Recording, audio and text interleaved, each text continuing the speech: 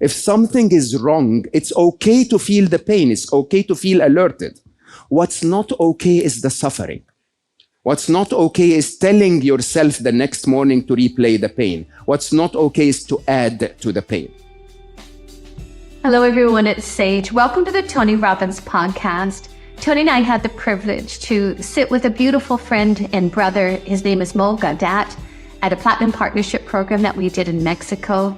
Gosh, the brilliance of this man's mind. He's an engineer. He's got the most beautiful heart. He's used his life experiences, loss of his son, to create an algorithm for happiness and just practical, pragmatic ways to apply inquiry. He also came up with a new book called Unstressable. It's one of my favorite episodes. Please tune in and join us for Mo. Very quick introduction. I'm the luckiest man you will ever meet, despite the harshness of my life. I'm so lucky. I was born and raised in Egypt, public school, public university in Egypt, which basically means I'm almost uneducated. And I went so far in life, it really was unbelievable. It's just so strange that I could live a life that took me this far. And when I started my life, I lived literally two full lives so far. Okay. One of them was the life that you saw with the big logos of Google and what have you. Which there was a very defining moment. I graduated from university as an engineer. I'm a very serious math geek. I promise you, I speak mathematics and numbers better than I speak English by a very large distance. And I had to learn to sort of translate my view of life, which is highly algorithmic, into words so that people can benefit from it. In Egypt, where I was born and raised, this is really frowned upon. If you don't talk about football and, all of the stuff that my other fellow friends were talking about, you're not in a good place to grow up being a geek at all. Okay. And so I struggled with that in my early life. But then somehow, as I finished my university, I was at a stage in life where I decided, you know what, I'm just going to live whatever I like. And I was a very serious carpenter. So I started a workshop. I didn't care, never really cared about money, to be honest, which is probably one of the reasons why it chases me. And in an interesting way, I'm in that carpentry workshop and I'm totally in love with the woman of my life, now my ex-wife, but was still really one of the dearest people to me in the world. Stayed together for 27 years, but she was like, look, if we're going to get married, you're going to have to show up with something more than a carpenter to my dad. So, do something. So I through sheer luck, I worked at IBM. Then I worked at Microsoft. Then I worked at Google at the time where those companies were completely changing the world. Qualifications, I promise you, no. Right? But somehow, there must have been 50,000 people around the world that could do this job better than me. At the height of my career, I became Chief Business Officer of Google X. So it wasn't just Google. It wasn't just X, which is like the best part of Google. It was Chief Business Officer of a place that was promising to change the world. Enormous privilege. That journey, on the other hand, was parallel to a very different journey. I was the happiest moment you will have ever seen until age 25. Age 25, I married my college sweetheart, who I loved dearly, who was a gorgeous and wonderful and spiritual and smart woman. And she gives me this wonderful little child, Ali. And Ali, like any good father would do, I went to the delivery room, and, the minute this little crumbly thing shows up, they're really not pretty when they're born. Just let's be very clear about that. At least fathers don't see that, even if they tell you that they are, okay? And I look at that thing, and I promise you my entire life flipped upside down. I was like, that's it. This thing is never going to need anything ever again, okay? And so I put my head down, used my mathematics, and from age 25, where all I had was my carpentry shop, just started working at IBM.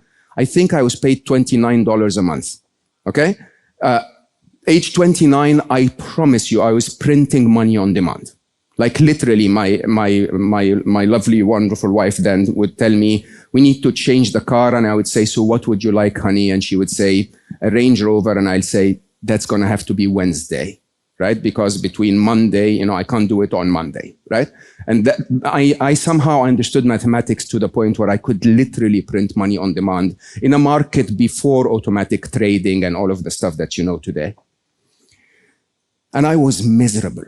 I had the most gorgeous woman in my life, 2 wonderful kids, a massive place to live, all of the cars that I was crazy about, fancy suits, everything you can think of, and I was clinically depressed. And the more life gave me, the more unhappy I became. Sounds familiar? You must know someone like that, who's so blessed in life and totally miserable.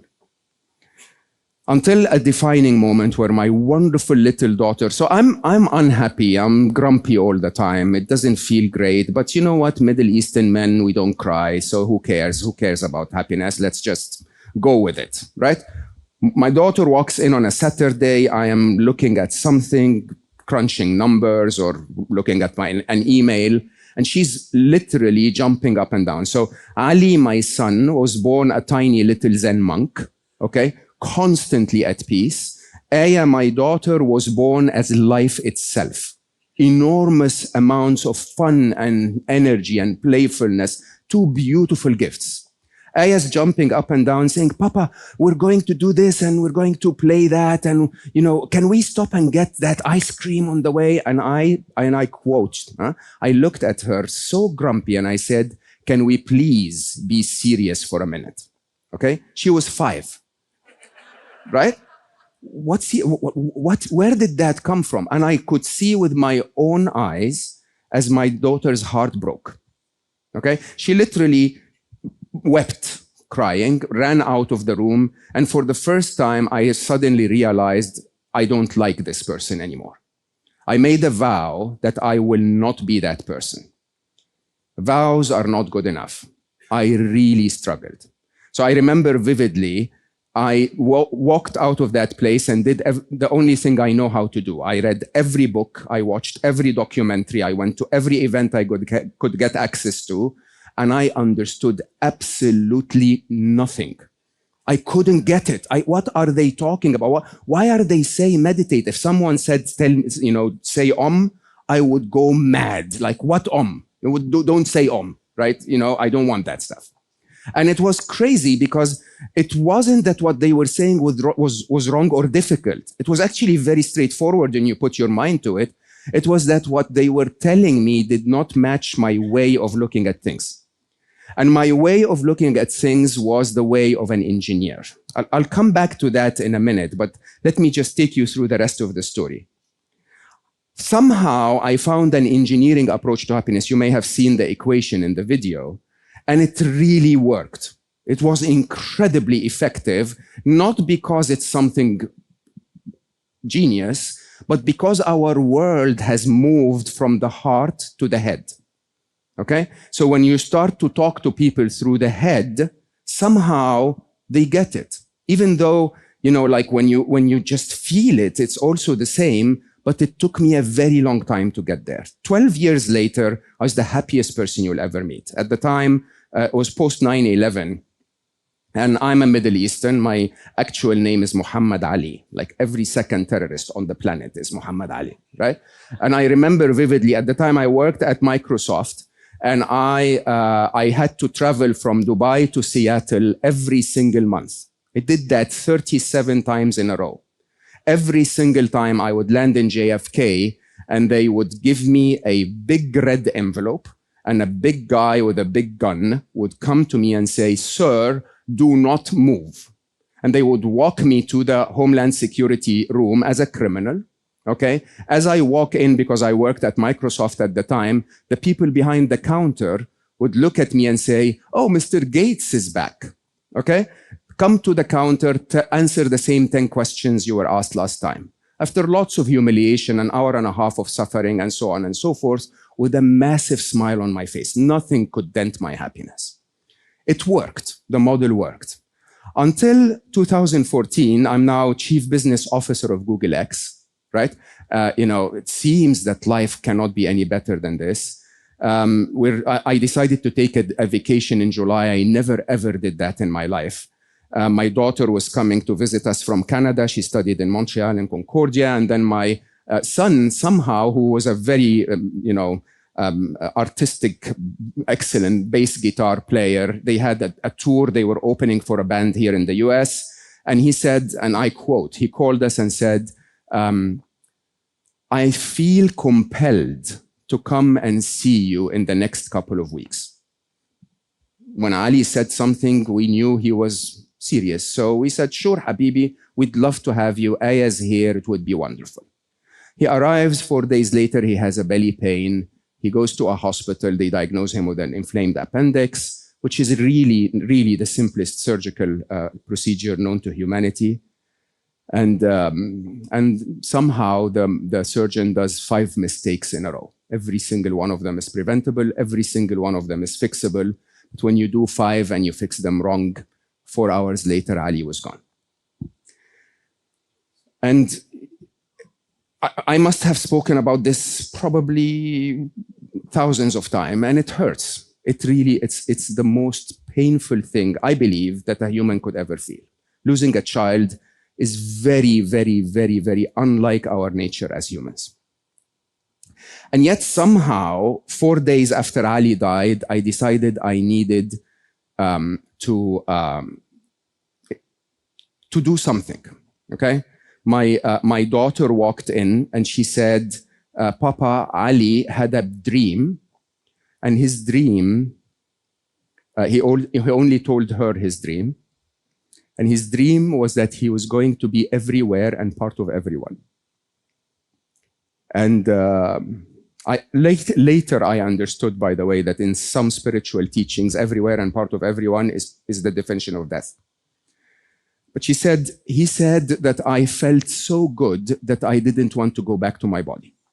Now, remember, at the time, I'm Chief Business Officer of Google X. Before that, I was Vice President of Google. I opened half of Google's offices globally and reached 4 billion people with the internet. And so I heard this, she said, everywhere and part of everyone. In my blurry mind of the pain of a father losing his child, I heard it as if Ali was saying, here is your quota, okay? Here is your target, okay? I promise you, Aya will tell me, you answered the weirdest answer. So I was standing in front of her. I found myself falling on the living room couch, sofa, and basically saying, of course, Habibi, consider it done, okay? And in my brain, I was like, yeah, I know how to reach billions of people. I've done that before.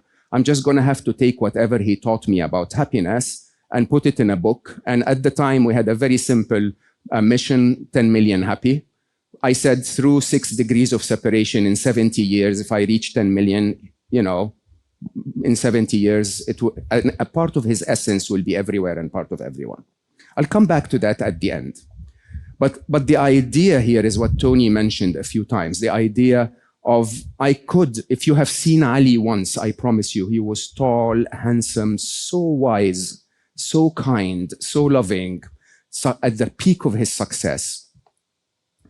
And, if you hugged him, he had that amazing, amazing energy to him. And, if I had decided to spend the rest of my life crying, I don't think you would have blamed me. Honestly, nobody would have blamed me for that. But somehow in that situation, I actually found a way to make me happier by making others happy. And hopefully, if you understand death the way I understand death, make him happy, okay? So let's go back to that happiness thing, because we spoke about this quite a lot. As I said, I will probably not tell you anything new, but I'll try to organize it to you in a very, very logical way of the modern world. Any questions, by the way, midway, just jump in and we'll have a conversation, okay? This happiness thing, as Tony and Sage actually said, everyone has a different definition for happiness. I don't. I'm a freaking engineer. I don't take it that way. Okay? To me, if you give me a problem to solve, I need to know what the problem definition is. Every engineer you'll ever meet will tell you, I can't solve it until you give me a problem definition. And so I'm struggling there, causing pain for my family, and very grumpy, very unhappy, and I need to solve that thing. And I then found myself asking, but I don't know what happiness is. I don't understand it. And I got stuck really for 4 years trying to understand what is it that I'm searching for. Until one day I was in a cafe in Seattle. I remember the time. It was 4 p.m. I was in a cafe in Seattle, and I was playing music on the 10 megabyte iPod. Do you remember those? We were so happy with them. Like, they were amazing, right? And a band called Supertramp. Anyone knows Supertramp? Oh, there you go. That's a good crowd. What's wrong with the others? Hold on. Yeah. So anyway, Supertramp is an old British band that played a song called the Logical Song. Okay? And the Logical Song starts with, for those who remember it, when I was young, it seemed that life was so wonderful. All the birds on the trees were singing so happily, right? Again, Sage and Tony spoke about this, how a little child is always happy. I mean, of course, sometimes they fuss and cry, but that's because there is a reason to be unhappy. Do you understand that? The idea is, if you give a child love, safety, care, feed them, make them warm, give them their basic needs for survival, what is their state? They're lying on their back, playing with their toes and giggling, right? If I give you your basic needs for survival, would you lie on your back and play with your toes and giggle? Probably not, right? And I think that's the whole point. The whole point is, suddenly when I heard that song, I started to ask myself, that's actually true. That's the story of my life. When I was young, everything was easy, everything was fun, everything was playful. Happiness did not seem to be a difficult thing to reach at all. It was accessible all the time. And then the song continues to say, and then they sent me away to teach me how to be cynical, logical, responsible, practical, clinical, and so on and so forth. And that too is the story of your life, right? They send you to school, or you have a couple of demanding parents or whatever that is, and your situation suddenly goes from, I'm happy all the time, all I need is to be given my basic needs for survival, to, no, hold on, I'm unhappy all the time, everything seems to be wrong, right? Think about it, huh? That whole idea, that difference, are two very important assumptions, two very, very important things that they never talk to us when they talk about happiness. One of them is, we're born happy. There's nothing to look for. There's nowhere to go. There's nothing to seek. Okay? It's actually already within us. And that completely flipped my mind, because remember, at the time, I was printing money on demand, grumpy like F, and literally bombarding myself with things. Like, every time I felt unhappy, I bought something, or I went on a vacation, or I dressed in a more expensive way, or whatever, right? In my first book, you will, if you read it, I mention a time where I was literally so empty that I was on eBay looking at 2 classic Rolls Royces, didn't know which one of them is going to make me happier. So I literally clicked twice, bought 2 Rolls Royces, tick, tick, okay? Not even bidding. It's like, what's your price? Tick, tick, okay? They arrived 2 months later in Dubai. I promise you, I was happy for 7 minutes. I looked at them, I was like, oh, wow, that's amazing. What is this? Little scratch? Why is this? I should have bought a different color. But this one is whatever, right? 7 minutes. And when you start to think about this, I was bombarding myself with what the world was telling me is going to make me happy. Sage spoke about this many times, the idea of external things. We need external things to be, in certain scenarios or setups to be happy, but they never work. They never work, okay? When in reality, I was happy as a child. I was happy until the moment, very openly, that Ali was born. until that delivery room when I decided, you know what, I'm going to tackle life head on. And as I started to tackle life head on, nothing made sense anymore. Everything I looked at was not as good as I wanted it to be. The Rolls-Royce Corniche with beautiful silver and blue and what have you. Yeah, a tiny bit of the leather was not what I liked, right? And then you look at that and you see that and you forget the whole thing. You forget that you're, healthy enough to actually look for a car, that you are wealthy enough to find the car, that you actually did get the car, and that the car has so many things that you love about it. You just remember the one thing that you hate, right? Now, let's go back to the assumptions. I am born happy. As a child, I don't ask for Instagram likes. I don't ask for Xboxes. I don't ask for cars. I don't want anyone to like my crumbly little bum. Nobody cares, right? Children are happy, right? Then the interesting second assumption, which truly blew me away, was the second one, was the idea that happiness is the absence of unhappiness. So you look at a child, the child is unhappy when there is a reason to be unhappy. A diaper gets wet, the child will cry. You change the diaper, the child goes back to happiness. Okay? I promise you this is the case for you too. If you wake up tomorrow at 7 a.m., you're feeling nice and healthy, you're sitting on the beach, your partner didn't say anything stupid so far, life is no reason to be unhappy, your state is happy. You're okay, right? If there is no reason for unhappiness, we feel happy. Now, here's the challenge. There are so many things that piss us off in life. Okay? It's like literally buying a new phone. You know that experience? You buy a new phone, the default state of the phone is happy, it's working really well.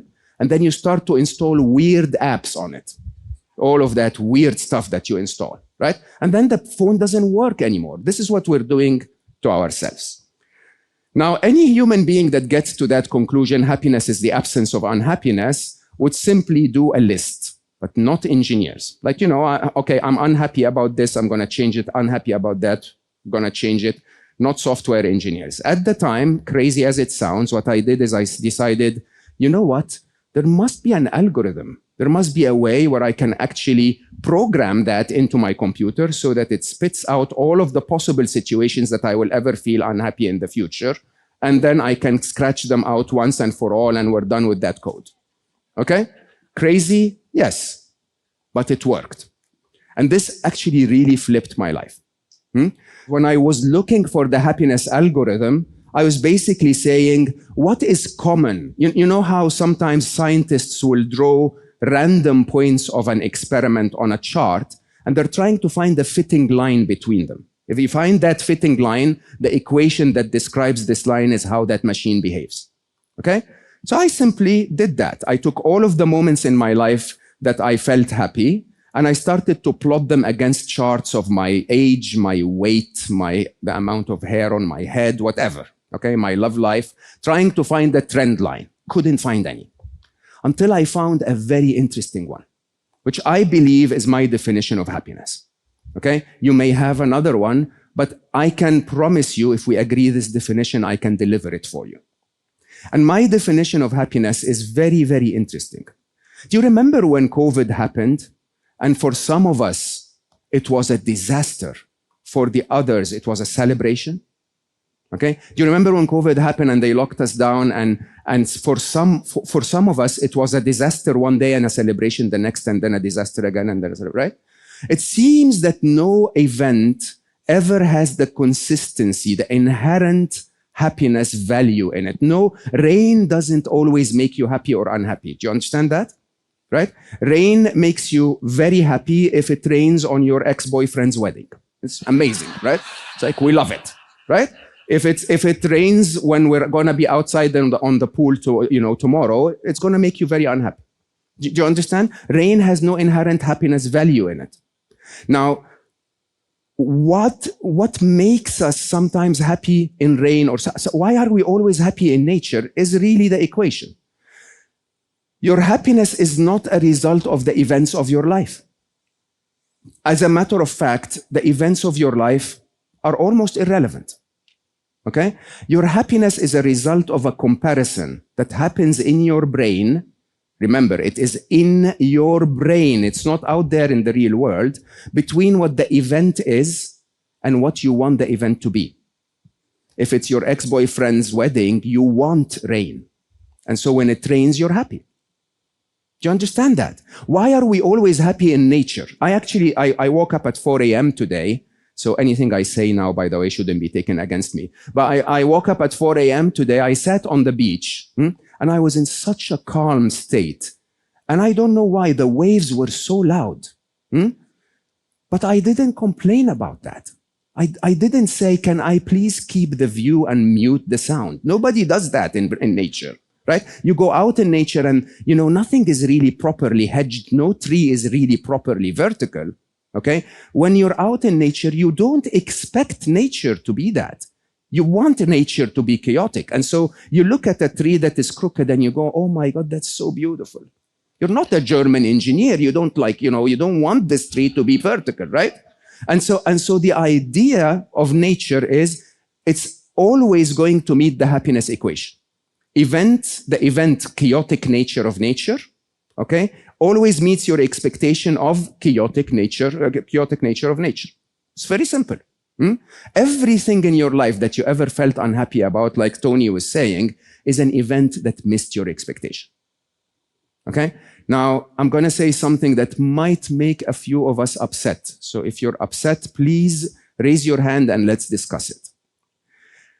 If it is happening as a comparison between your perception of the event and your hopes and wishes and expectations of how life should be, then happiness is 100% a choice.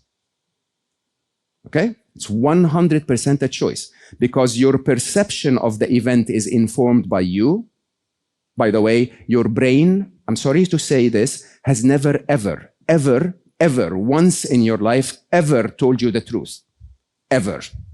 Take that from me as a brainiac. Okay? Your brain tells you what it thinks is the truth. So we can go through an economic crisis in the next few years, and some of us will have their brains tell them, I'm going to be homeless. Okay? I'm going to be homeless is not the truth. All future-looking statements are not the truth. Okay? The only truth is, it is difficult right now. That's a truth. Right? But if your brain doesn't tell you the truth, that event actually is your choice to see it in different ways. If your brain doesn't always set realistic expectations, then it's your choice to set realistic expectations. And if you do that right, I'll tell you something amazing. And are we okay with that? Happiness is a choice. Life can take away your son, and you can make a choice.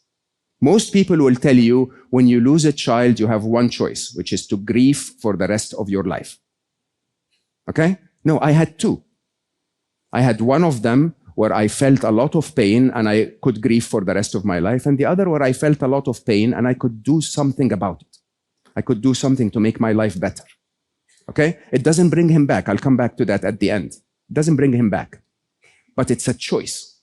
Do we understand that? So the happiness equation is events minus expectations. Every moment in your life where you felt unhappy was a comparison in your head, event minus expectations. If life meets or beats expectations, you're happy. If life misses your expectations, you're unhappy. So let's have a few definitions. I told you I have a definition of happiness. Okay? In that equation, the definition of happiness is very straightforward. It's a moment where you feel that life has met or beat your expectations, which means it's a moment where you are calm and peaceful and contented and okay with life as it is. Doesn't mean life is amazing. It just means I'm okay with life as it is.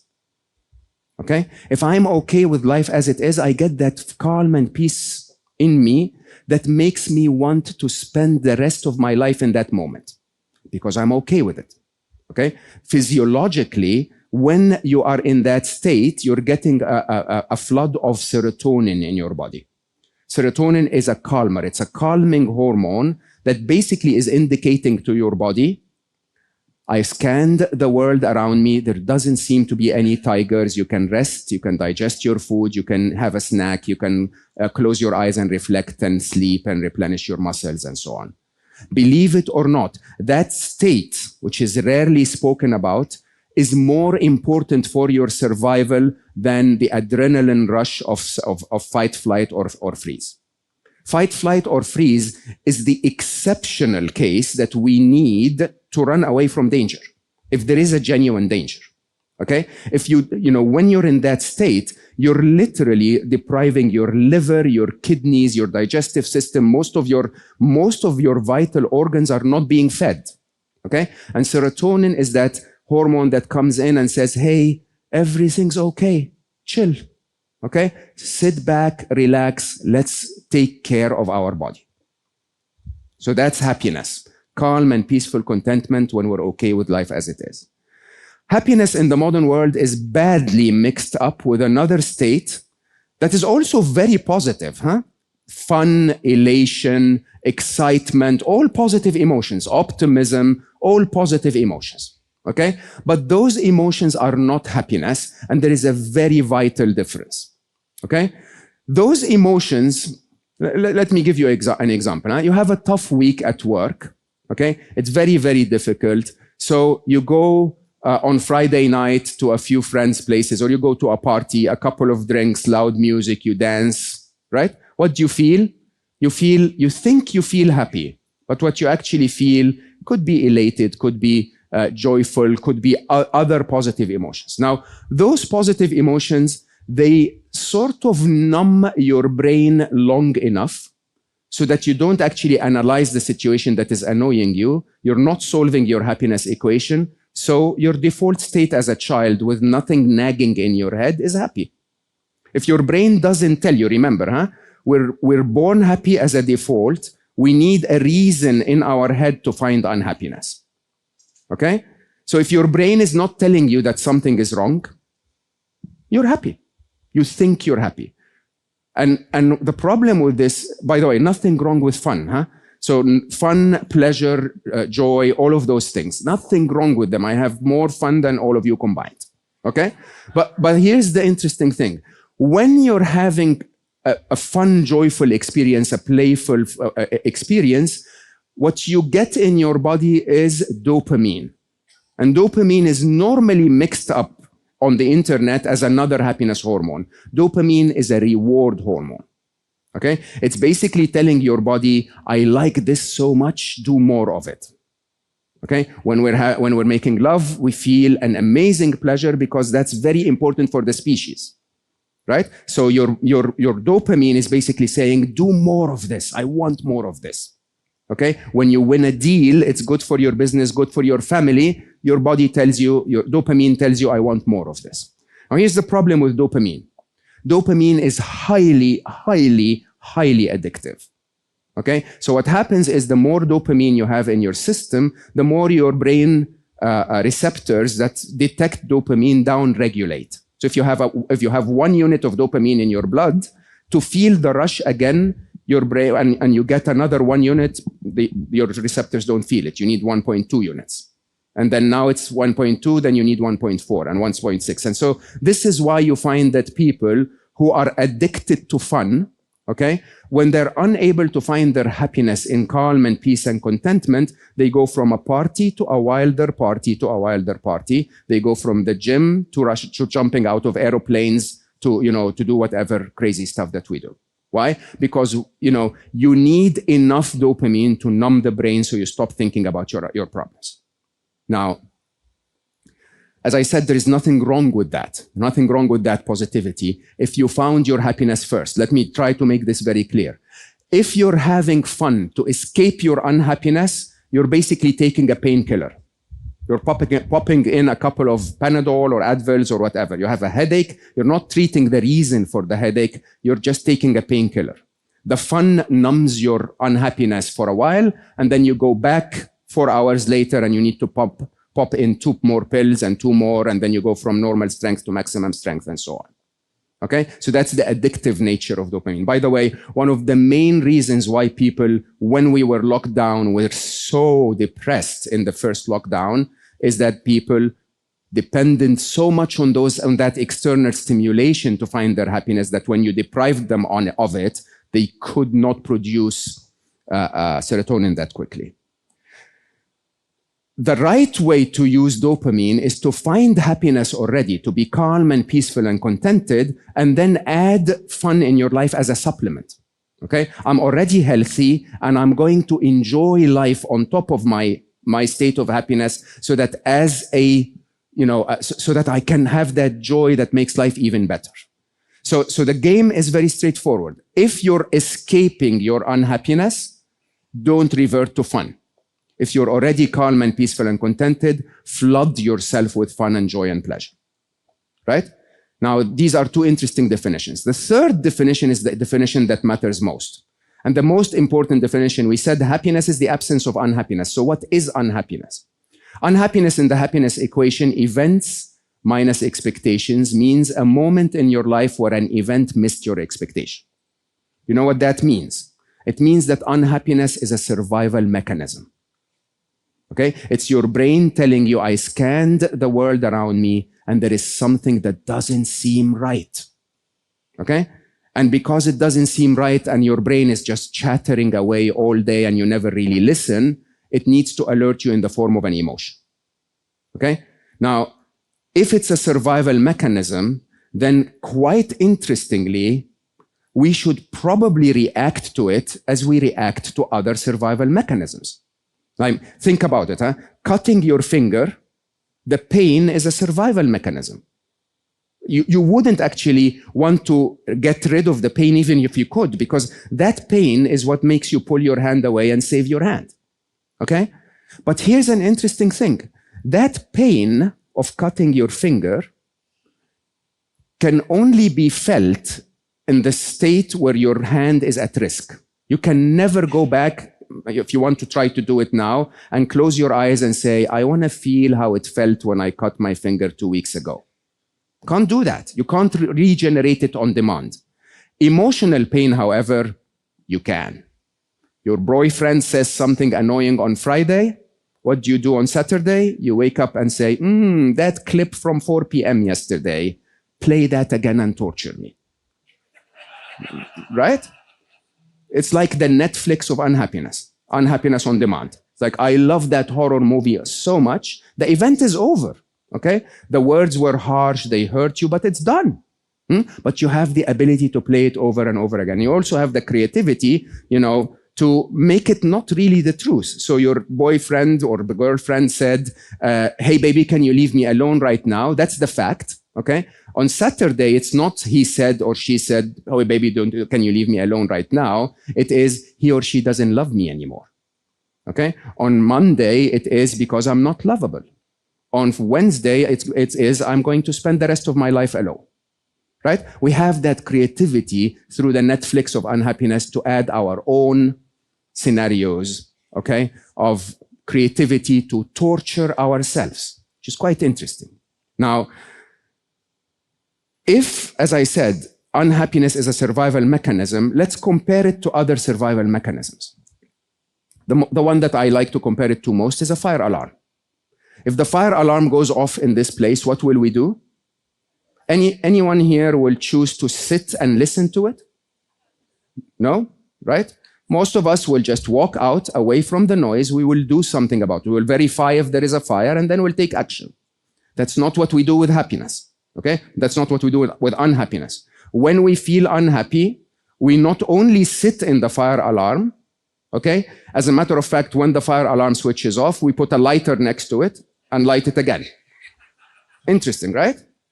Which actually means, and I'll finish with 2 techniques and then we open for questions, which actually means there is a way to come out of unhappiness. Now, Tony asked the question, who here is happy all the time? I have a very, very successful podcast in the well-being space, and I host tons of world-renowned monks and practitioners and so on. One of them was Matthew Ricard. Matthew was known in the media for a long time as the world's happiest man. He had 60,000 hours of lifetime meditation that reconfigured his brain in a way that basically allows him to always be happier than the rest of us. And I asked him, Matthew is a good friend, and I said, Matthew, so they say you're the world's happiest man. Does that mean you're happy all the time? And he laughed like really out loud in his very French accent and said, Mo, what are you talking about? I'm always pissed off. Okay? And that's the truth, huh? The truth is we are always pissed off. Don't deny that, because it's a survival mechanism. If something is wrong, it's okay to feel the pain. It's okay to feel alerted. What's not okay is the suffering. What's not okay is telling yourself the next morning to replay the pain. What's not okay is to add to the pain. So happiness practitioners literally measure not if they're happy all the time, but how quickly, and I probably think this is what you meant, how quickly can you overcome that initial jolt of unhappiness?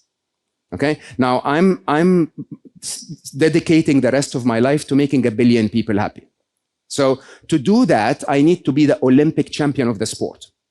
But I'm also an engineer, so annoying like hell. So I actually measure how long it takes me to bounce back from unhappiness to happiness. And by the way, I feel unhappy hundreds of times a day. Okay, I get stuck in traffic. There is a jolt of unhappiness. I get, a little worried about me speaking to you when I'm jet lagged, a jolt of unhappiness, right? Between that jolt and the time I get back to happiness, I promise you, I'm not bragging, you can do it too, is 7 seconds. That's my average time from unhappy to happy. Other than 4 or 5 times a year, sometimes it gets to a day or an hour or whatever. Okay, 7 seconds, because I follow a flow chart. Engineers, right? So I follow a flow chart. It's I don't even think, right? When something happens in my heart and I feel unhappy, by the way, the first thing is acknowledge it. The first thing is, what is that feeling? That's not calm and peaceful contentment. Something is not right. Okay, and if you don't acknowledge that, you're never going to do anything about it. So the first thing you do is acknowledge it. Okay? And then tell yourself, what's the trigger? What is triggering my unhappiness? And what's triggering your unhappiness, by the way, is not an event. If you're unhappy about the current situation in the world, it's not the current situation because you're safe, you're okay, you're absolutely fine. Nothing is wrong with your life today as it is today, even with the Ukraine war. Nothing is wrong with the food that you ate today as compared to yesterday with the economic crisis. You're still driving your same car. Nothing has changed, right? Your now is absolutely perfect. But when we are unhappy, what triggers our unhappiness is a thought. And the thought is not the event. It's a description of the event offered by your brain as modified by your conditioning and traumas and assumptions and what your neighbor is telling you and what the news media is telling you and so on. So if the thought is, we're going through tough times, we're going through winter, like Tony said, okay, it's a great thought.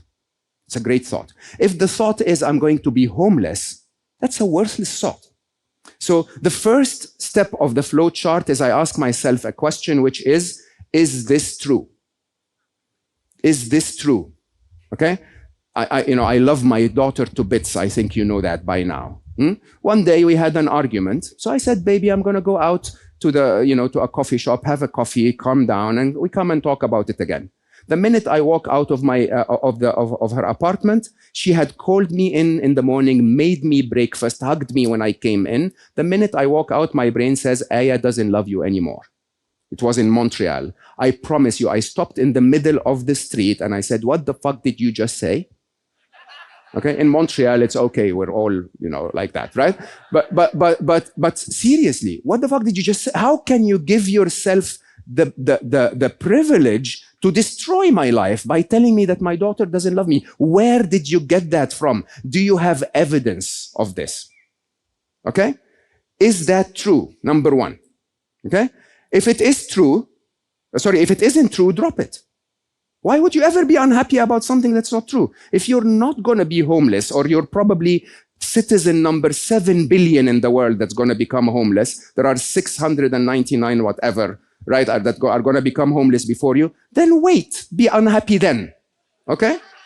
right? But if it is true, there is a winter coming, then question number 2, what can I do about it? Okay? Question number 2 is very straightforward. What can I do to fix this? By the way, there's nothing you can do about the winter coming. There's nothing you can do. We'll come to that in question 3. But there, if the thought in your head is, my business is going to decline because of the winter that's coming, right? That's an easy question to ask. What can I do about it? Can I cut expenses? Can I find new clients? Can I find new lines of business? Can I, whatever. What can I do about it? And when you ask that question, 2 things happen. One is you make the world better. You actually solve the problem instead of sitting in a corner and complaining about it. Okay? And the second most interesting thing is you move the thought from your incessant part of the brain, the default mode network, as they call it, to the problem-solving area of the brain. And interestingly, our brains cannot do 2 things at the same time. So if you ask yourself the question, what can I do about it? Immediately, your brain stops complaining. Your brain is now in the positive mode of what can I actually do to make things better? If there is something you can do about it, do it. If there is nothing you can do about it, then it's question number 3. And question number 3 is what I call the Jedi Master level of happiness. Truly, this is the ultimate level of happiness. What can I do about the things that I cannot change? Including a winter coming, including losing a child, including being stuck in traffic. Simple as that. Huh? If you're stuck in traffic, there is nothing you can do to change the layout of the city within a second so that the traffic starts to move again. It's impossible. Okay? So question number 3 is, can I accept and commit? What can I do now to make my life better despite the presence of that problem? What can I do will not fix the problem, but what can I do to make my life better despite the problem? Okay? And when you start to think about it this way, you suddenly realize that there are lots of things you can do. Like I sat down and I wrote a book and it's reached 600,000 people. And then my videos are like hundreds of millions of people. And part of my wonderful son, Ali, is everywhere and part of everyone. At least it's heading there. Okay? It doesn't solve the problem. Thank you.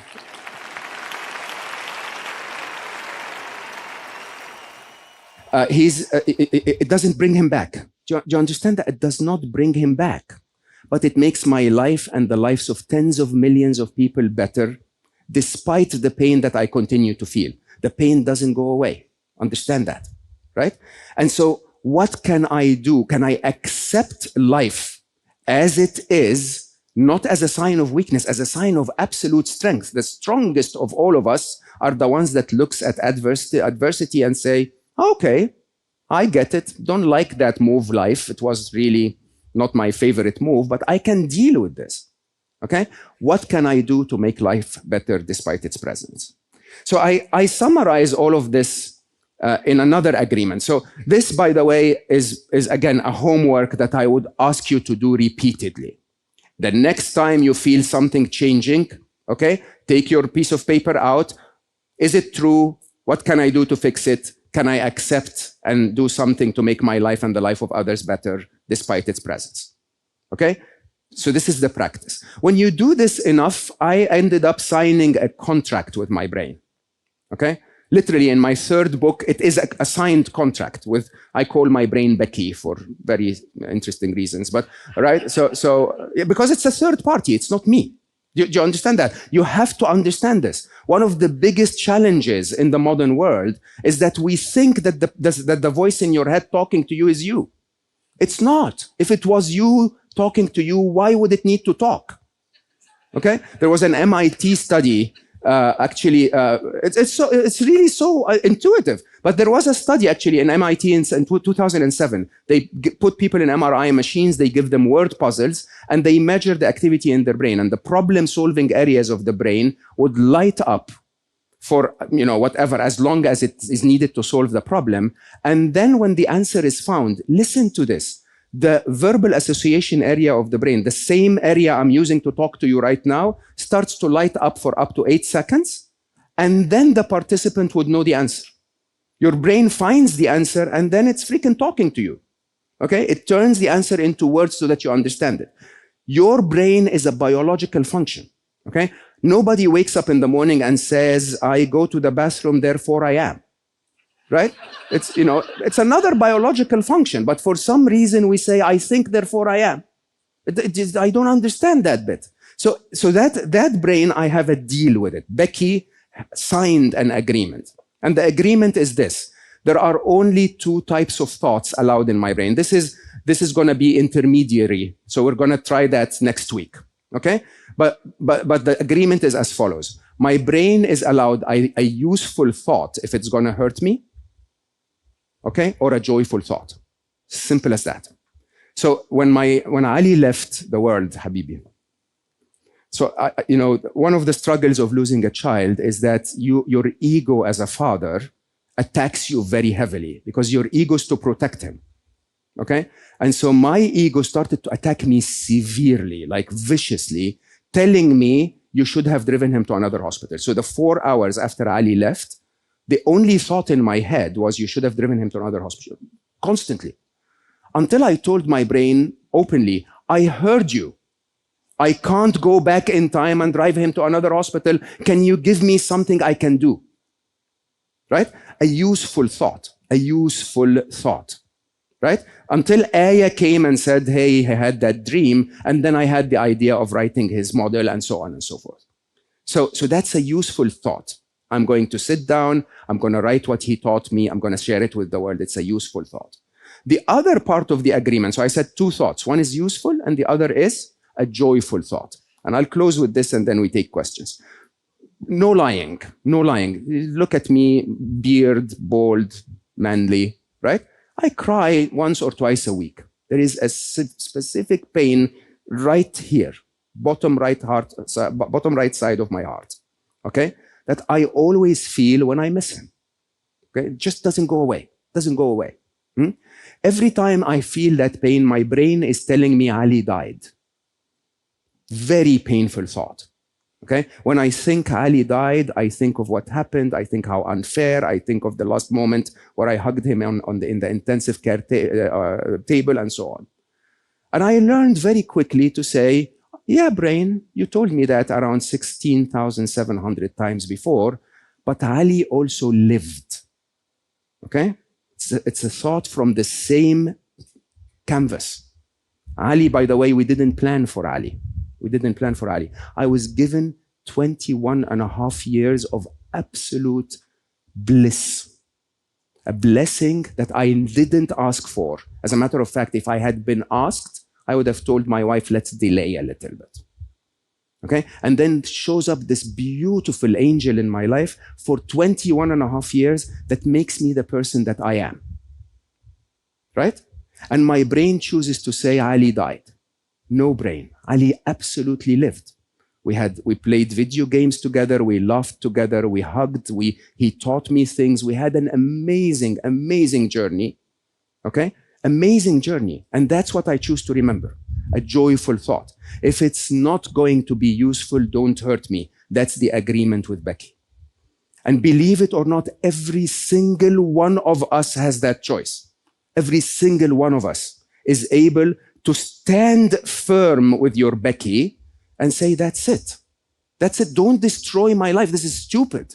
Don't waste my life. Either give me something I can do or give me something I can think about with joy. I'm actually perfectly on time. We have 15 minutes for questions. Yes. First off, thank you. Thank you, Adam. Thank you. That was, that touched me very deeply, very deeply. And my question is, how long did it take you to train your brain? Great question. To go to the 7 seconds? Great question. Great question. So my third book was entirely, my third book was an analogy between neuroscience and computer science. Geek, right?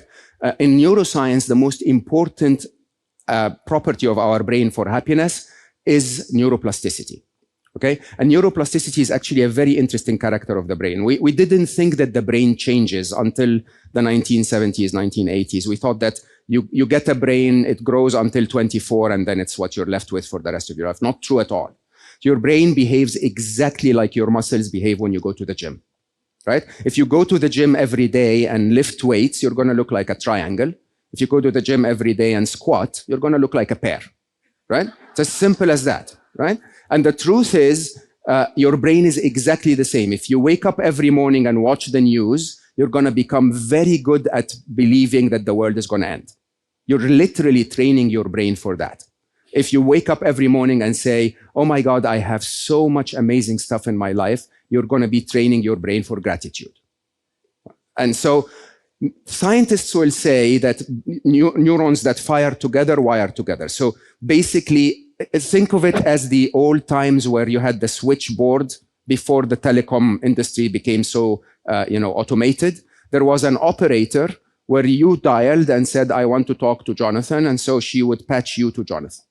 Okay. After a while, 3 days later, she realizes you only talk to Jonathan. So she basically keeps a permanent wire between you and Jonathan. That's neuroplasticity. If part of your brain is used frequently, it becomes a permanent configuration of your brain. Unhappiness is the biggest training we've given ourselves in the modern world. We're so good at finding things to be unhappy about. Scientists will say it will take you 21 days to remove a bit of the wiring and to feel a difference, okay? And then, in my case, sometimes it took up to 4.5 years, right? But you have already made 80% of the progress to get to 100%. And I'll tell you my biggest trick. That idea of Becky, of my brain not being me, was a major, major game changer for me. I learned it from Eckhart Tolle, A New Earth. Okay, so he calls it that voice in your head, the thinker. And I don't know if you've heard of Eckhart Tolle's work. He's an incredible teacher, but he speaks very slowly. So I think A New Earth was 17 hours long. I don't remember, but it definitely felt like 17 hours long. Okay? So every time my brain would hijack me and try to convince me that it is me and I should listen to it, I promise you what I did was I listened to A New Earth again from start to finish. Normal speed. Okay? And about 7 or 8 times in, my brain was like, that's it. I'm never going to do that again. Like, I'm not you. I am Becky. I am a horrible Becky. I'm never going to do that again. So the game is this. I always tell people it's an 80-20 rule. 80% of your unhappiness is probably due to one reason. It could be the illusion of control. It could be ego. It could be ego is not in a bad way, not arrogance. It's the way you want to be seen in the world. It could be your fear. It could be whatever. Okay. And my advice to people is find that one thing and make it your next 21 days. Okay? Find that one thing and consistently work on it until you rewire that thing. With 80% of the problems removed, the rest is so easy. So I've been having the time of my life for the last 12 years. Like every 2.5 years, I find a new thing and I go like, wouldn't it be nice if we painted this metallic and did this and that, in my brain.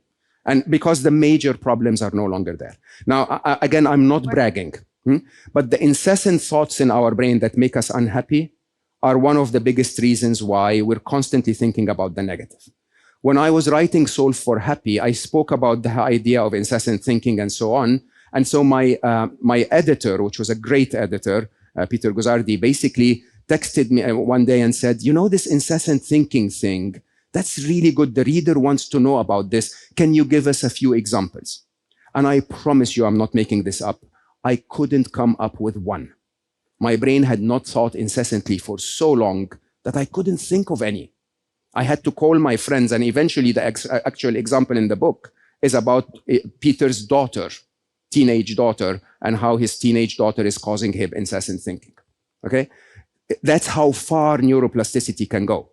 And I don't think, by the way, I learned that as a happiness practitioner. I learned that as a business executive. When I was a business executive, 90% of my job was people walking in to complain.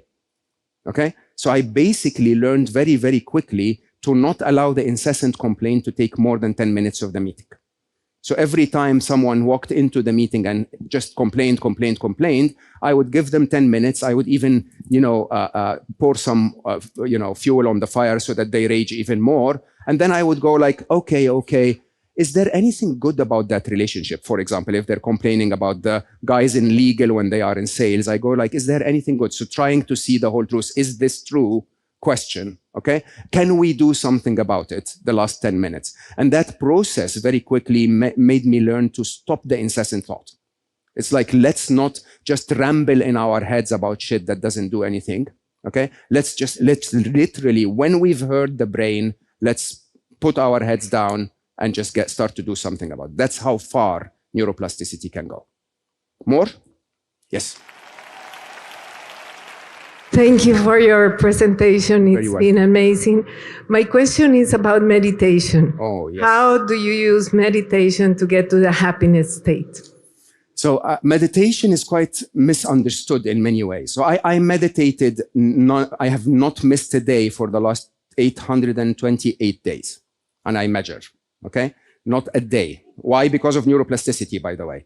Because neuroplasticity is not about meditating for 4 hours one day and then stopping the next day. It's about meditating every single day. Now, meditation, if done right, will flip your life upside down. Upside down. Why? Because it's basically firing the correct neurons that allow you to take control of your own brain. So when your brain tries to wander, you can bring it back and say, calm down. We want to focus on our breathing, or we want to focus on this, or we want to focus on that. And that ability is incredibly valuable in times where your brain starts to chatter. Okay? You can then use that same ability. Basically, literally, people who meditate frequently, they have a bigger prefrontal cortex and a bigger insula. So the brain literally reconfigures itself. Okay? With that ability, when your brain starts to wander, you go like, hold on, let's focus. We don't want to think about this, we want to think about that. Now, the challenge with meditation and why it's not done correctly is twofold. Fold number one is that people do not do it regularly enough as we do going to the gym. Okay? It has to be a regular practice that is constantly happening every single day so that neuroplasticity starts to take place. The second is we think that meditation is about calming the brain. One of my favorite guests on the podcast was a monk called Galen Tupton. Galen Tupton is the top monk in the UK. And he basically was saying, no. It's all about your brain wandering. The idea is if you go to the gym, your success is not to carry an empty bar 100 times. Your success is that the bar is difficult enough for you to actually practice, use the muscle. And so that mind wandering, that idea of your brain actually going out of focus and then you calling it back to silence, that calling it back to silence is what meditation is all about. And if your mind doesn't wander, you wouldn't do that move that's so good for you. And so when most people who give up on meditation, they give up because they say, I can't do it. I can't focus, right? Yeah, you're doing it. That's the absolute best thing you can do is to get out of it and then pull yourself back, even if it takes you 5 minutes to pull back, or, you spend the whole day and you don't pull back, but tomorrow you pull back. That pull back is the muscle movement that creates that neuroplasticity that makes us more focused. Now, I'll say this with openness. I have a very loved person in my life. And again, in my work, in my third book, I talk about something I call deliberate attention. Okay? Deliberate attention is a sort of, not to upset the psychologists and psychiatrists and so on, is basically the idea of being able to take control of your brain. Now, the lack of deliberate attention, believe it or not, is highly associated with almost all mental illnesses. Everything from ADD, ADHD to substance abuse, to addiction, to depression, and so on and so forth, is associated with a lack of ability to regulate the functions of the brain, that wandering brain, okay? And I had a very loved person in my life that was highly ADD, and as a result of that was constantly depressed. And my advice was simply, all I ask for is 5 minutes a day. I use a device to measure so that you can actually know how well you're doing, and when your mind wandering, you can go back quicker, okay? And I asked the person to use that, and in no time at all, they're like literally in 4 weeks, their life flipped upside down.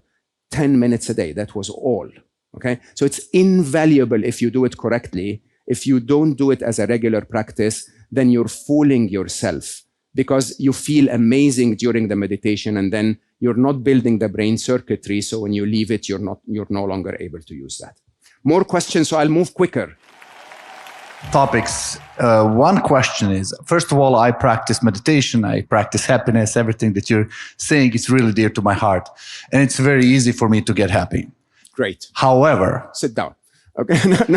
However, how do you, I don't want to say make somebody else happy, but help somebody to become happy?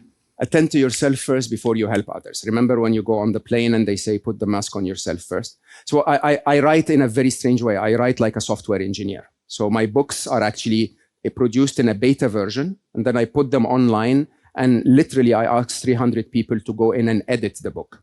So in my first book, 300 people filled a survey of their state of happiness. 8% of them were actually depressed. So they wrote openly, I'm suffering depression. All 8%, without exception, every single one of them dropped out on page 11. Okay? Because on page 11, I wrote, happiness is a choice.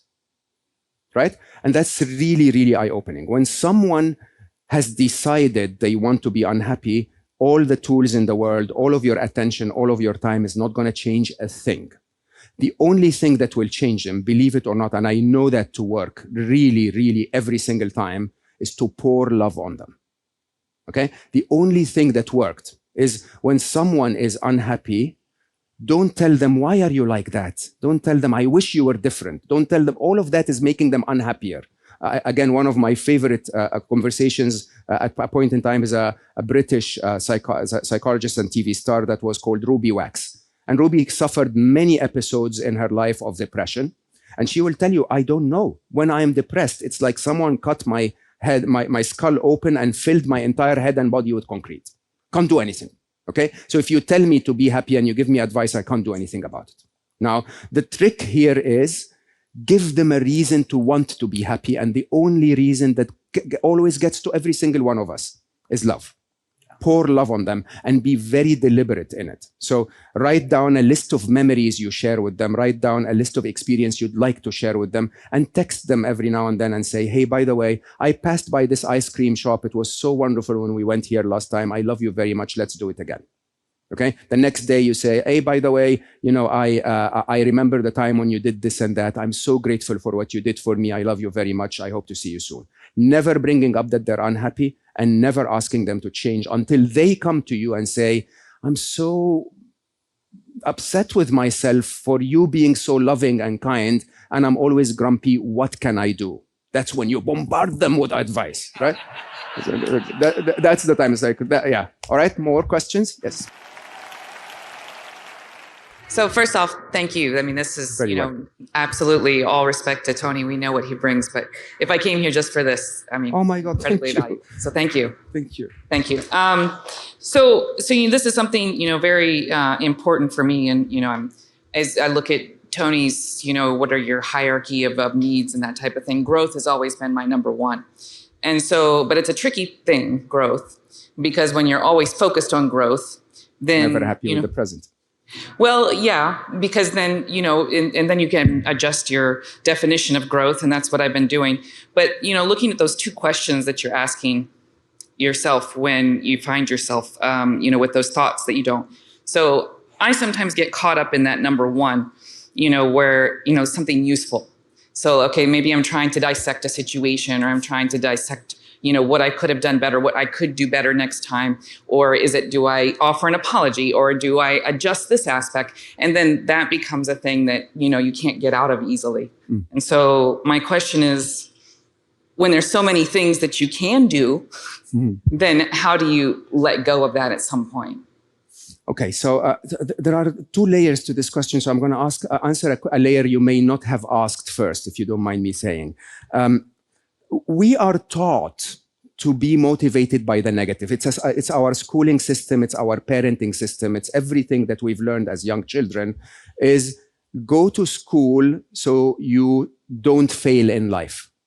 Okay? Or score a higher score in mathematics so that you don't miss the opportunity to go to university or whatever. Okay? We're always telling ourselves to do things so that we avoid the negative. And that's, by the way, again, Tony spoke about that very openly. It's the negativity bias of the brain. The brain doesn't want to talk about anything positive. It just wants to talk about what could go wrong. Okay, it captures our attention when we tell our colleagues or employees or whatever, when we tell them, hey, if we don't achieve this, this is going to be the case. We are equally as capable as humans to be motivated by the positive. Okay, to be motivated by the positive allows us to say, I'm going to do this because achieving it is going to be amazing, right? It's not like I am, so to take the concept of growth, growth can be motivated by, I want to grow because now is not good enough, okay? Or it could be, now is amazing, but there is potential for more. So my advice to people is always find a way to motivate yourself with the positive. Love, by the way, as a motivator, is a very positive thing to motivate us with. Now, when it comes to solutions and ideas that we can take in terms of what can I do about it, I tend to, it's not it's not my best field to answer you, but my approach is I tend to do it like a software engineer. Okay, and software engineers never find the right answer. No code I have ever written in my life was perfect. There was never a way to make it perfect. Okay, and no code that you've ever used in your life, including things that are highly established like iOS or Android or whatever, is perfect. It's never perfect. What we do as software engineers is what we call is basically an iterative approach with A/B testing. So we try something and then we modify it and modify it and modify it and modify it. So my normal approach is I actually allow my brain, if I'm sitting down to solve a problem, I will actually start an egg timer. So a lot of the things I do, I start a timer and I say within 7 minutes or 10 or 15, depending on the complexity of the problem and the analysis I need to do, I'm going to identify the easiest, most effective solution I can find right now, and I'm going to put that into action. Okay? And then I'm going to review again in an hour, in a day, in 5 days, whatever that is, depending on the solution I found, and I'm going to do the process again. Now, most people will tell you that no decision ever will destroy your life. The only thing that will destroy your life is indecision. Okay, so the idea of I'm going to find something that seems reasonable right now and review it again in a couple of hours' time or in a week's time is a very effective way, because life, as a matter of fact, is always going to make you do this. One of the things I always say is that life and every experience in it is never a journey. You've never walked the same path twice. Do you understand that? Even if you're commuting from home to work every single day, it was never the same path. It always changes. Okay, so the idea is I will go around, life is a quest. It's not a journey. A quest is, I don't know what's going to happen in an hour's time. So I'm constantly taking one step and then looking left and right and then taking another step and then maybe going back a step and so on. So instead of wasting time trying to look for the perfect solution and the most optimum way of doing anything, just find the best and easiest. Easiest, by the way, is not the means of a perfectionist. Okay. So sometimes we will tell ourselves there is solution A that's going to cost me 100 units of effort and going to get me to 110 units of success. And there is solution B that's going to cost me 10% of efforts and going to get me 80% of the way. Okay, that 10% of effort, 80% of the way, even if it's not perfect, it's not 100%, is a much better choice because it saves your effort until you review later and maybe take it to 100%. So kind of making an agreement with your brain, so to speak. I'm going to sit here, I'm going to think about what is the most reasonable or, solution or, what I can put into practice for next time. But then once that's arrived at, then making the agreement with your brain, okay, I'm off the hook. Yeah, I'm off the hook. We're absolutely going for it. We're going to do it. And we're going to review again in an hour's time if we need to, but it's going to be done right now. And if it comes back, you just remind it better and better and better. That it's the only thing I would caution you on this is the emotions of others. So if the decision you're taking is going to affect another, my only ask of you is find a way, put 5 minutes more to deliver what you're going to deliver kindly and lovingly. Okay. By the way, it doesn't matter what you're going to deliver. You can actually go and tell them, we're going to break up with you, or we're going to fire you, or we're going to do this, or we're going to do that. As long as you do it respectfully, kindly, and lovingly, it's okay. It's a good solution, and you can work on that. How are we doing on time? What's the time? Yeah, one more. Yes. I listened to your book about 18 months ago and prescribed it for all of my employees to listen to. Thank you. And it really impacted the culture of our team. And the question I have for you is, how do you suggest that we utilize what you're teaching with our youth? I have a 12 and a 9-year-old son, and I'm taking my 12-year-old son to unleash the power within, and he went last year. But I'm already noticing that the negative self-talk with social media and just other things with school and such, I want to be able to influence them more as a young age. Yeah. And if you have any suggestions or books or the formula, knowing that they're so young, that would be really appreciative. So I'm actually finally ready with 5 children's books, but for younger children than that. But it's been a very difficult responsibility for me. Believe it or not, children know what I told you more than we do as adults because they're not as spoiled as we are. But our children of today, I can promise you, we have not seen suffering as compared to what they have to go through. They are constantly bombarded with choices, which is really crippling in a very interesting way. More choices are more difficult. We've left them a horrible world with lots of issues, okay? And lots of them are struggling with what's my life going to be like? And you can see that in the numbers. Teen suicide is at an all-time high. Now, there are 2 things I will say. One thing is your children will never do what you tell them, they will do what you do. Okay? And I think that's the challenge that most parents don't actually think enough about. Is what can I teach them? What can I tell them?